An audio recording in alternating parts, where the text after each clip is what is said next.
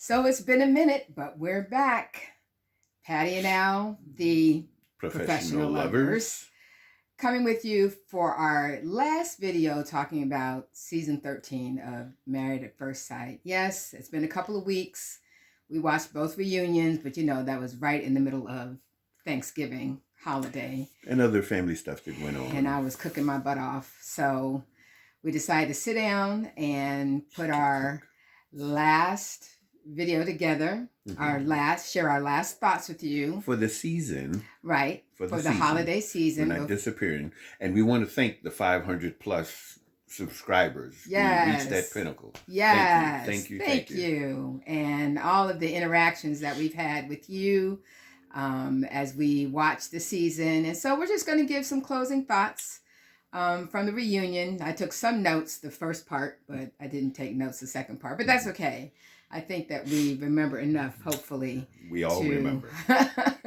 to share our thoughts with you. And if you are just joining us as subscribers or you're a new viewer, we've been married 28 years. Happily. And we enjoy talking about relationships, sharing our thoughts about relationship issues with other people and facilitating other marriages and relationships. So that's what we do here. We just use the lens of Married at First Sight through which to talk about it. So, yes. Of course, the two shockers for the season ending was that the only two couples who said yes to staying married are not saying yes now. Have split up or did split up. One not permanently as far as the reunion went. We don't know what it is now. And the other permanently. So shall we start with Rose? Sure. Who separated shortly after saying yes, but say that they continue to work on their relationship because they really want to be married. True. And in all actuality, I mean, they're invested. They've gone through their ups and downs.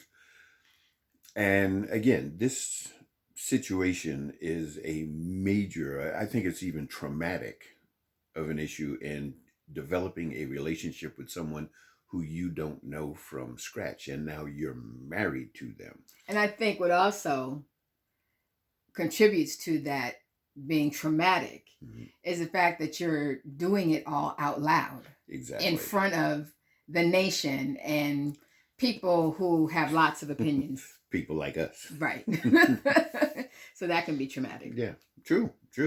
Because I can't imagine people going back at them through, social media and whatever, and having their opinions on what they should or should not do and who they are and what they're about, and any type of name calling people want to, just throw out there because they think that they got open license to say anything, which is why our effort is not to talk about the people, but their actions and how it relates to developing a relationship. Right. So with that being said, we saw through the reunion how things that happen behind the camera impact some of the things that happen in front of the camera, which was Johnny's issue with Bao, that there were a lot of things that she didn't want said or discussed on camera, which he insists made him look like he was the villain. And she didn't really believe that some of the things that she didn't want discussed on camera were really necessary for the showing sake. The relationship. Yeah. I mean, and that is a catch-22. My general feeling is by this time, this is 13 seasons of Married at First Sight. True. Anybody wanting to be on there should know what they're knows getting the into. deal. Right. You're transparent. You're in the face of America, or whatever part of America that's looking at this program. And there's pretty much nothing that's off limits, pretty much. Or it shouldn't be. Yeah. So I don't know if,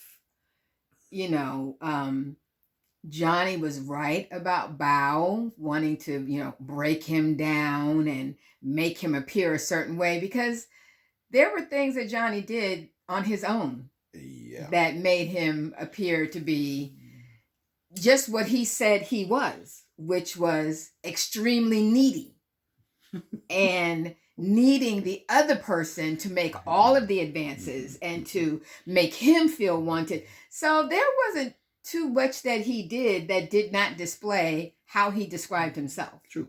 On top of the meanness. Yeah. So whatever happened behind the scenes that he felt, perpetuated this idea that, she was trying to make him seem like the villain, he contributed to a lot of that himself. True, from what I saw. Maybe you all saw something different, but that's what I saw. And not to say that Bao is not culpable in some of it. When a relationship fails, it takes two people help to make it fail. True.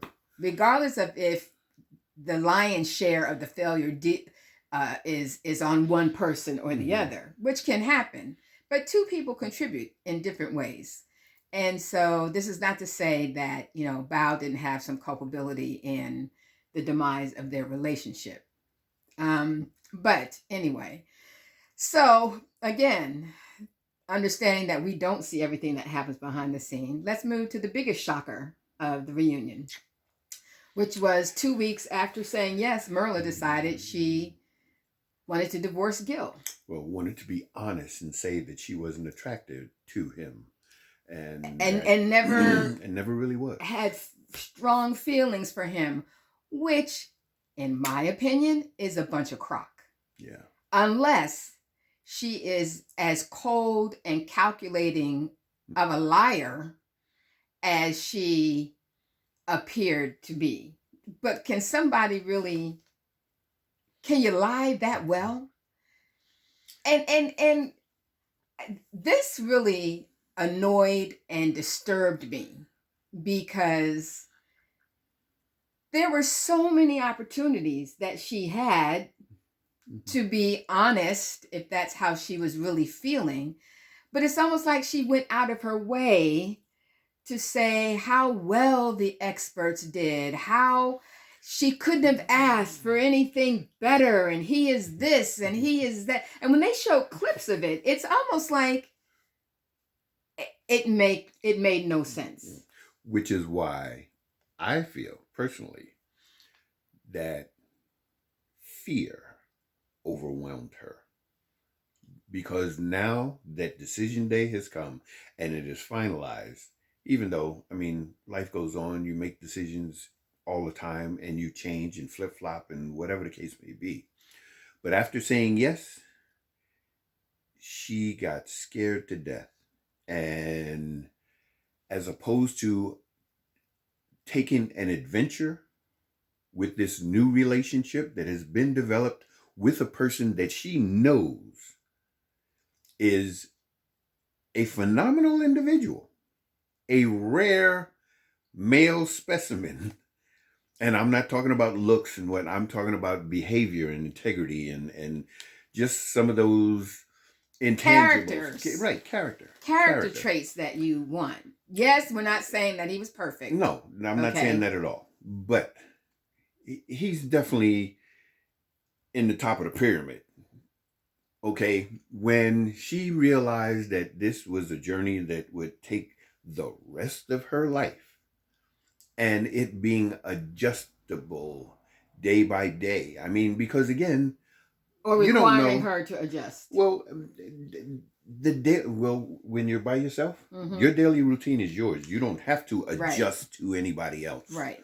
But now you have someone else to consider. And the manner in which she has lived her life, she didn't have to consider anybody. But I guarantee you, one thing is going to change in her. And it's going to come with the acquisition of a dog. Because now she wants a dog. Which is hilarious. Really. Because now she's going to have to consider something else which is what a relationship is all about. Right. Considering someone else. Matter of fact, being other centered, where that person takes on more of your thought process than you do for yourself. Because self-preservation is natural. But when you come to think about someone else, that's a decision. And when it starts to consume more of your time for them than it does for yourself, it's called love. And she was scared to death of that. Well, it's funny that Pastor Cal said the same thing. I mean, when we were watching it, Mhm. you said that. Yeah. And then when they talked to the experts, he said that. Because the it's almost like a 180 turn. Yeah, instantaneously. Why? Doesn't make any sense. Really, because throughout the show, she talked about, yeah, she was being herself, but then she talked about who this man was and what she was to him, and or what he was to her, and claimed that she liked his honesty. Oh, really? Exactly. Calling her, a diva and princess. She kind of reveled in that. Yeah. It got uncomfortable for him to keep saying it, but if you're not ever telling someone, okay, now it's kind of, you're running in the ground. Yeah. You can let that one go. Yeah, you can stop saying that now. Then he doesn't know. Really? That it's making you uncomfortable. So to say, I like his honesty, and then to turn around and say, I didn't like him calling me those things, again. But you received it. You and said nothing about it. So it was really unfortunate that that's how she chose to treat them and him. And then what really got me is when they were doing the group talk, and we discovered that Mirla and Johnny have now become besties, and they're flirting with each other, and they're in his face. It was so disrespectful. And to me, it was the behavior of two people who are self-absorbed. Because Johnny definitely was self-absorbed. Yeah. And Mirla was even more self-absorbed. But you know what what really flashes through my mind regarding that situation is it'll be a struggle for Gil to adjust to his next relationship, because the next female that he interacts with is unfortunately probably not going to get all of him. At least not the Gil that we knew. The completely vulnerable Gil. Now he's on guard. And he basically said that. Yeah. And believe it or not, I've told Patty, I said, if you ever leave me, the female population is in trouble if they ever have to deal with me. And to which I respond, don't do anything to make me have to leave you. It don't matter. I'm coming with you no matter where you go. Look, after 28 years, I'm not going anywhere, and neither are you. True. So anyway, I felt that they were highly disrespectful to Gil, and they didn't consider his feelings or anything at all, because they were so cavalier and moving on. And, they treated the whole thing very nonchalantly. Yeah, like this was a game show. Yeah, and that just bothered me. And I would have to say that Gil was probably the most expressive, most vulnerable male I think I've seen on the show from the time that I started looking at it. And I mean, real transparency, his willingness to go out there, put himself out there, to combat the attitude and the little idiosyncrasies that, a person may have, and let it go. I mean, let it literally roll off his back, because his focus was on pleasing her. And, I truly appreciated that from a male perspective, knowing that there are men out there. And I think he displayed to a lot of women that there are men out there like that, So They might be few and far between. and I don't even think it's that. I think that they just have to be and again, I'm not saying that everybody is like Gil or all of us men are like Gil in any way. But his ego was put in his back pocket. I mean, he did not, it wasn't about him. It was not about him. I mean, yes, he has a certain conservative way of, you know, moving forward with his lifestyle and where he was at. And again, when he started this venture, he had a brand new job. So he was being considerate of what his future was going to be. But when he came on that reunion show, Hey, he had on his red bottom shoes too. letting his ex know that, there were certain things that she instilled in him in understanding, and he thanked her for it. the drive. Yeah, right. And the motivation to achieve more, but not just for more's sake, but to enhance your lifestyle or just improve. Just improve upon yourself. And he appreciated that. And I think any man can do that. I think that's what a partnership is all about, in trying to motivate one another to grow together, so that the quality of life can be enhanced for the two of you and anyone else you involve in your life, Right. children, whatever the case may be. So you establish a foundation and you build upon it. But unfortunately, certain elements come into play, such as fear. And fear is real. Feelings are real. But and I don't want to say it so cavalierly, but you have to control them for the betterment of the relationship, so that the two of you can grow through it and that you can face your fears and move on from them. And you have to identify where the fear is coming from. True. And usually it's from past experiences, past trauma. Which is where you have to be honest with yourself. Right. So one last thing I want to say before we move on to somebody else about Mirla. I thought it was interesting that one of the experts said marriage may not be for her. I don't think I've ever heard an expert say that to someone, but I think it was Pastor Cal that said marriage may not be for you.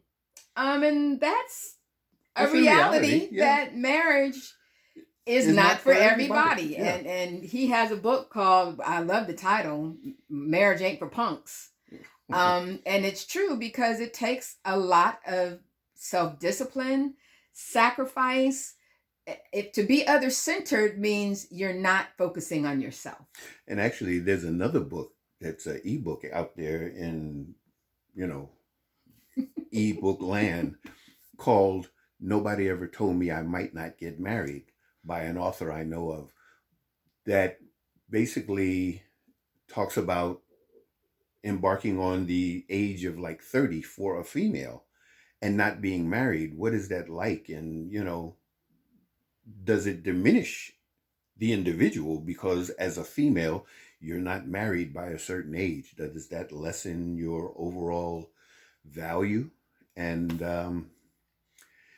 if anybody's interested, look it up. You might even recognize the name of the author. I don't know. Nobody ever told me I might not get married. Thank you, honey, for that little plug. Anyway. Did you write that? Who, me? Oh, my bad. Segue. Anyway, let's move on. Yes. One other little shocker, Brett and Ryan. Finding out that Brett had, I guess, met somebody and was somewhat talking to them. Exchange Ryan's sister outed her on that one. And although Ryan said it did not impact the relationship, it kind of felt a little hypocritical for Brett to have made such a big deal about Ryan getting on the dating app, registering on a dating app before the season was over, before decision day, and making a really big deal about how disrespectful that was, only to find out that though she did not necessarily register on a dating app, She exchanged numbers with someone that she still kind of the was. same thing. Yeah. Which was, Yeah. wow. Again, we don't know what happens behind the scenes. True. And, so, yeah, I thought that was interesting that she kind of got outed with that. Be careful. And then, of course, all the rumors about Bao and Zach were confirmed. Mm. When we saw in part 2 that Zach actually asked Bao out on a date. And there's been a lot of talk supposedly about, Johnny saying he wished they could spouse swap. That Married at First Sight in Australia does that. He was hoping that they could do that because, other people felt that they were more matched with other individuals in the show. Now, one thing the experts said, this idea about, he's not my type, she's not my type. And Dr. Pepper made a statement, well, if you've been dating your type all this time with no success, what does that tell you about then your type? Yeah, might you need to go outside of your type? Mm-hmm. Now, when you think of type, when you hear that, he's not my type, she's not my type, what do you think of? Probably for men, it's probably a certain look, an aesthetic. Yes, it comes across as physical. Yeah, initially. Yeah, he's not my type, she's not my type, talking about physical attributes. Mm-hmm. And for some people, they can't get around physical attributes that they prefer, which then, of course, automatically limits their ability to find the character or an emotional connection with somebody else because they don't fit a certain package. And believe it or not, I believe character is probably the most attractive trait that any individual can have. Yeah, character attributes. Yeah. And so, those who have gone through this experiment, who have accepted people that were not their type, we've seen many of them do well. Yeah. Just like we've seen many of those who don't like going outside of their type not doing well because the person didn't fit a certain look. Or just look alone evidently is not enough. Yeah. Granted, there are things that you need if you know yourself well enough. Mm-hmm. You know that there are certain things that you need to be the best person that you can be. For a person who can bring certain things out of you and allow you to bring things out of that person. Mm-hmm. And some of those things are deal breakers. And you have to decide, you have to kind of go through your list and decide, are the things that I have on my list of the person that I have to have, first of all, are they realistic? We saw in this season how many people's lists were not realistic. Are they non-negotiable? Are they deal breakers? Okay. So you have to take time to do all of that, to process all of that before you can set yourself up to be a good partner. Mm-hmm. Then the other thing I want to say is when couples are having problems, it's normal for you to want your spouse to be fixed. To focus on all the things that your spouse does that gets on your nerves, all the things they do to get on your nerves, or what your spouse does that irks you or is not productive or is not positive, when really you need to be looking at yourself. True. Why does it trigger you the way it does? And because it can be trivial, and it can have its place. It's not to say that how you feel is unjustified, but does it make it? Is the feeling so strong that it interferes with the growth of your relationship. So I think there are certain things that you can deal with, even if you don't necessarily care about the situation, for the sake of the relationship to grow, and eventually address that situation to the best of your ability, or run with it. Add your clothes to his pile on the floor and go with it. Yeah, pick your battles. Some of them are not worth fighting. Some of them you just acquiesce to. So, anyway, with that, I think we've pretty much covered our thoughts about the closing of the final season. We are going to take a hiatus, like you might be taking a hiatus. And we wish you a happy holiday season. Yes. And when the previews of the next season January play out, but the season starts in January, but they always have like pre-shows about right. how they put the couples together, blah, blah, blah, blah. So whenever those air, we'll be giving our thoughts about that. Hopefully the experts do things a little differently. Hopefully, because they're batting zero right about now. Yeah, they're like 0 for they're 5. like half for 5. Because if Rose, point 5, right, 0.5. if Rose haven't gotten back together permanently, they're still at like a half. So we can't even say 1 for 5, but exactly. Half for 5. And I hope that the producers in the next season aren't using emotional drama to exploit situations and for the sake of the show. Yeah, like it appears they have done for the past couple of seasons. Yeah, unnecessary. That's starting to kind of irritate me as well. True. Because if this is supposed to be a real marriage, then you've got real feelings involved. True. Real emotions, real people. And if you have real therapists and real professionals available to you, they, I believe, should interact for the betterment of the relationship, as opposed to the betterment of the production, and just leaving people out there to flap in the wind unnecessarily. Yeah. So, if you're going to put people together, then help them stay together. And with that, we say, stay safe. See you in January, possibly the end of December. And until then, peace. Enjoy.